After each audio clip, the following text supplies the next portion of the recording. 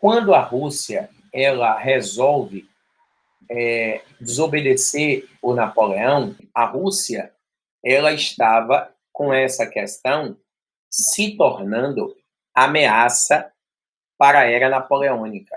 Por que ameaça?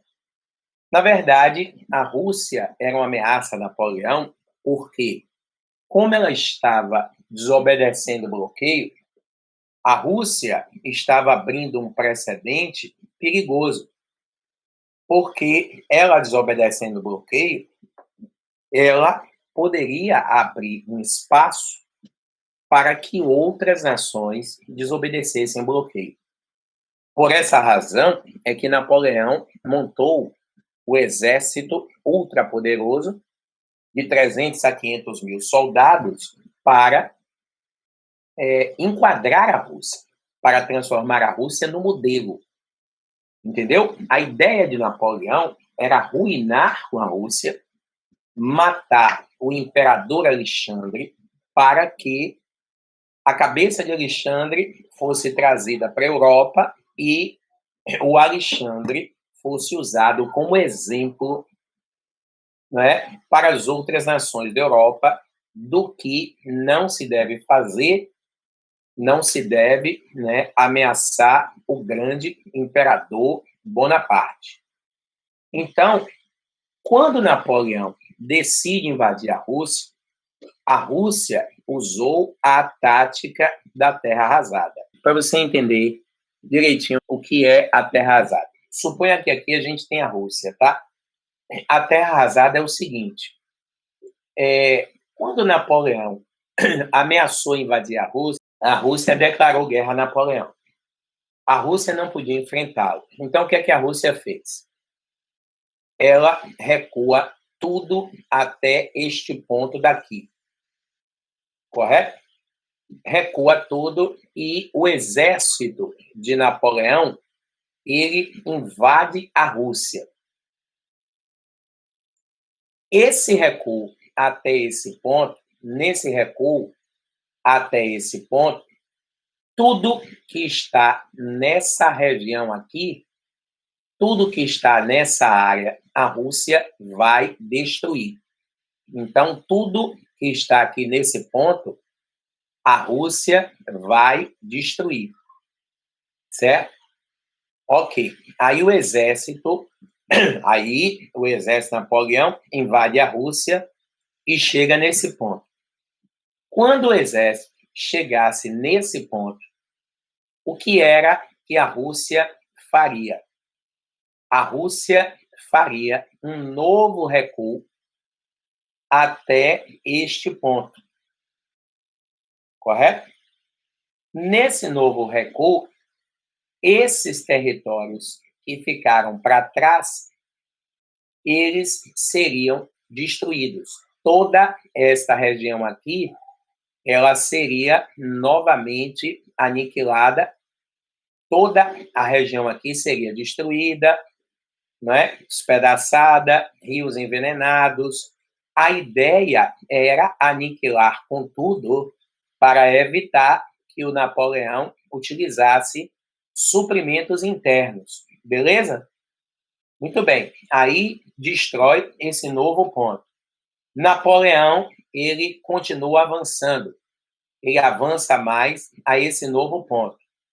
E assim sucessivamente. A ideia, Júlio, era destruir a Rússia para tragar o exército de Napoleão o máximo que eles pudessem para dentro da Rússia e produzir a exaustão das tropas napoleônicas. Quando as tropas napoleônicas estivessem exauridas, não é? Quando as tropas de Napoleão não mais suportassem, porque os generais russos descobriram que o grande segredo do rápido avanço de Napoleão era porque Napoleão levava poucos suprimentos. Porque todo mundo há de convir que o que atrasa um avanço de um exército são os suprimentos. Então, Napoleão levava poucos suprimentos. correto? Então, como ele levava poucos suprimentos, ele avançava rápido. E se ele levava poucos suprimentos, ele vivia como? Ele vivia dos suprimentos do território que ele invadia. Nesse caso, ele não poderia usar os suprimentos do território invadido porque ele está destruído, entendeu? Aí veio o inverno. Quando veio o inverno, não é? A coligação absolutista, lembre-se, falamos disso na aula passada, a coligação absolutista aproveitou-se do inverno e decidiu invadir a Europa para libertar a Europa do domínio de Napoleão. Mandaram para Napoleão várias mensagens. A França está sob o ataque da Inglaterra. Se a França está sob o ataque, ele vai ter que voltar. Todos vocês concordam que esta volta de per si, ou seja, essa volta por si só, já é uma derrota? Porque, meninos, ele está voltando exatamente com o quê? Nada. Entendeu? A volta por si só já é uma derrota. Então, ele foi saindo do território russo e durante esta saída, o exército russo, ele preparou uma série de emboscadas para Napoleão. E aí, na medida em que Napoleão avançava, o exército russo preparava armadilhas de tudo quanto é lado e ia levando o exército de Napoleão ao colapso absoluto. De 300 a 500 mil soldados, só saíram da Rússia 40 mil. Foi uma verdadeira chacina. Napoleão volta e em 1814, Napoleão foi derrotado pela coligação absolutista e a coligação absolutista projeta para Napoleão uma derrota honrosa. Porque quando a coligação absolutista vence Napoleão a primeira vez, e a primeira derrota de Napoleão foi em 1814, em Leipzig. Quando a coligação absolutista derrota Napoleão, a coligação tinha nas suas mãos uma bomba. Que bomba era essa? O que é que nós vamos fazer com Napoleão?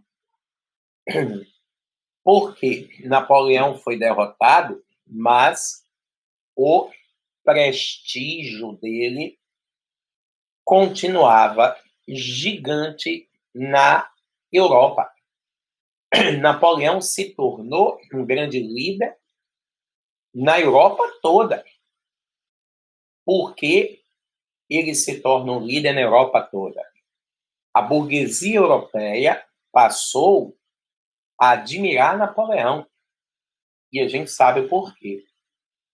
Cada monarquia absoluta que ele destronou, cada monarquia absoluta que ele derrubou, ele substituiu por governos burgueses. Então, Napoleão promoveu a ascensão da burguesia e do capitalismo. Napoleão promove a ascensão da burguesia e do capitalismo. Entendeu? Então, quando ele foi derrotado, em 1814, o prestígio político dele ainda era muito grande. Por isso que não era prudente para a coligação absolutista matá-lo.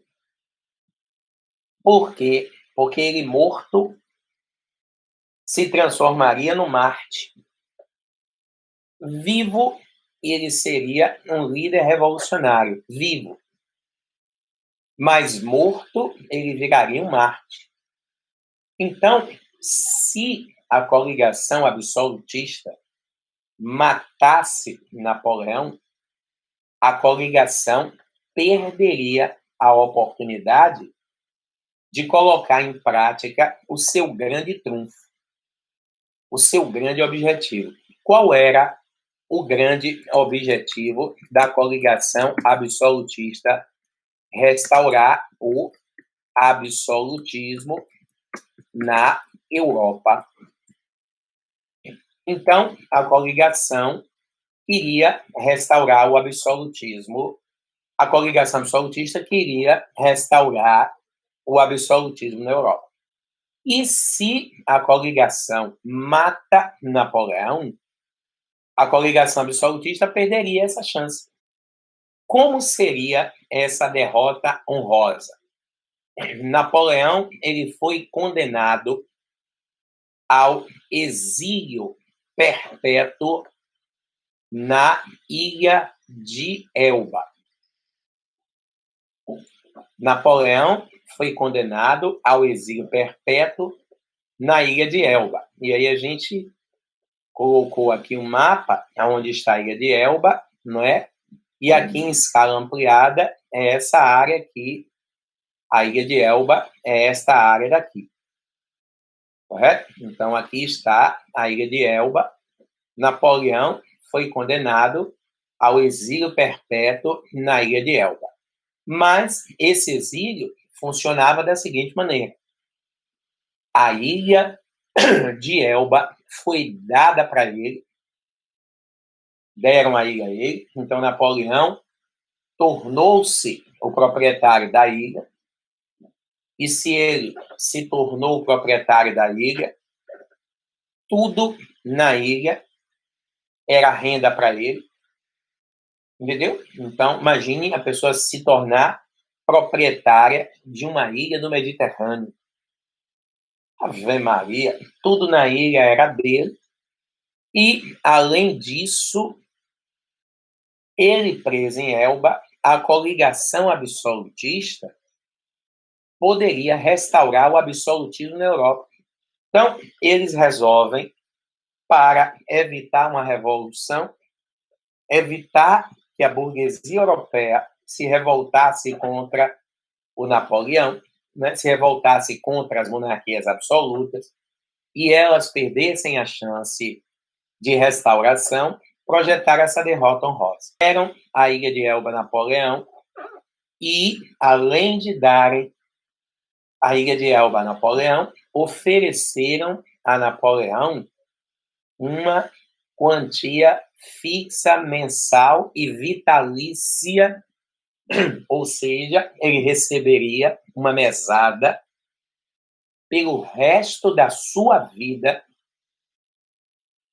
com uma condição: ele nunca mais sairia da ilha de Elba. Por isso, o exílio. Ele nunca mais sairia da ilha. Tá? Então, projetou-se uma derrota honrosa. Porque assim, se Napoleão ficasse exilado na ilha, eles iriam, a monarquia a coligação absolutista, se Napoleão ficasse exilado na ilha, a coligação absolutista ganharia tempo para ir revertendo as deliberações de Napoleão, entendeu? Para ir reimplantando o absolutismo na Europa. Para um cidadão que foi dono da Europa, ficar exilado numa ilha é a mesma coisa, entendeu? Que você é pior do que matá-lo. Para alguém que dominou a Europa, você condenar esse alguém a uma prisão perpétua numa ilha é o mesmo que matá-lo. Então, o que é que acontece? Napoleão fugiu e recuperou o poder na França. Imagine. Napoleão foge de Elba, recupera o poder na França e governa a França durante 100 dias. Napoleão foge da ilha de Elba, recupera o poder na França e governa a França por 100 dias.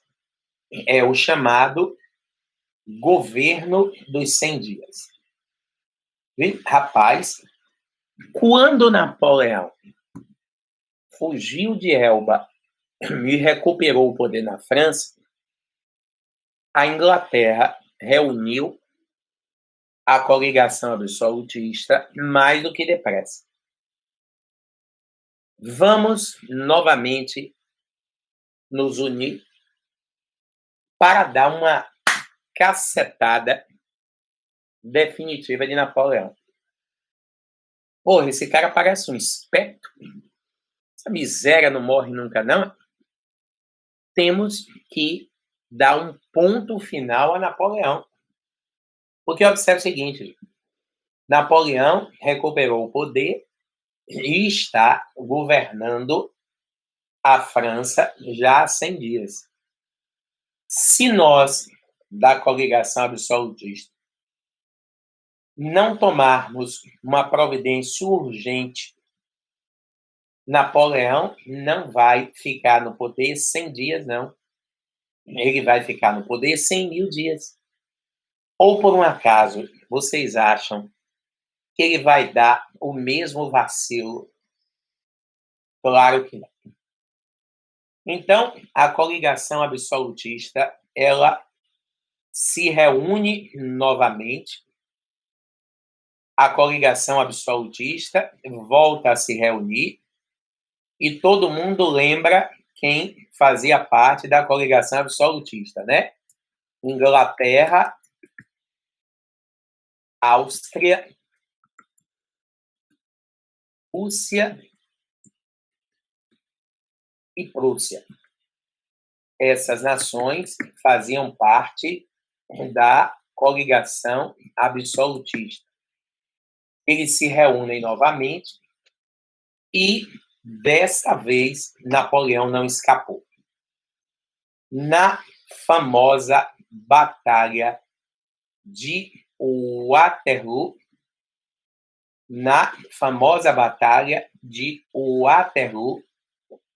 Napoleão vai sofrer a sua derrota final. Na Batalha de Waterloo, Napoleão sofre a sua derrota final. Interessante é que Waterloo fica na Bélgica. E a última batalha que Napoleão enfrenta, está retratada aqui, foi na Bélgica. Garrido, por que a última batalha enfrentada por Napoleão foi na Bélgica? O cara estava no poder há 100 dias e já estava anexando uma outra nação. O que prova realmente que a Inglaterra estava certa quando... O que prova realmente que a Inglaterra estava certa quando ela resolveu, assim que Napoleão fugiu da ilha de Elba,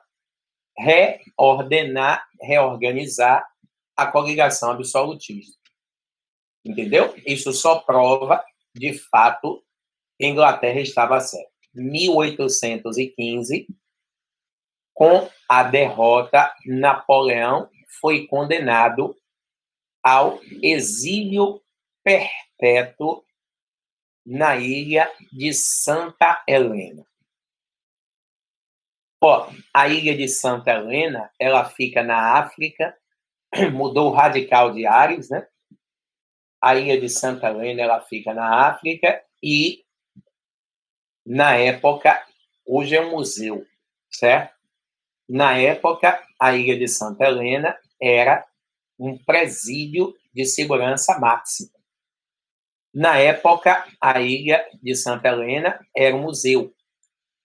Na época, era um museu. Santa Helena, hoje, desculpa, é um museu. Na época, Santa Helena era um presídio de segurança máxima. Então, Napoleão foi exilado na ilha de Santa Helena e condenado em Santa Helena à prisão perpétua, certo? Então, ele foi condenado à prisão perpétua na ilha de Santa Helena e, né, Aí, em Santa Helena, ele acabou morrendo em 1821. E cá para nós, viu, gente? Napoleão, ele mudou a história do mundo, não é? Então, eu costumo dizer que Napoleão é o efeito avalanche. O cara, velho, em 15 anos, ele produziu transformações na história e tem gente que nem em 100 anos consegue produzir. Realmente um fenômeno, não é? O cidadão da era, o cidadão Napoleão. Realmente um fenômeno o que Napoleão fez. Ok. Bom, pessoal, derrotado em Santa Helena, Napoleão Bonaparte, ele morre em 1821, mas é importante que percebamos o seguinte: com a derrota de Napoleão, as nações vencedoras elas vão organizar o Congresso de Viena.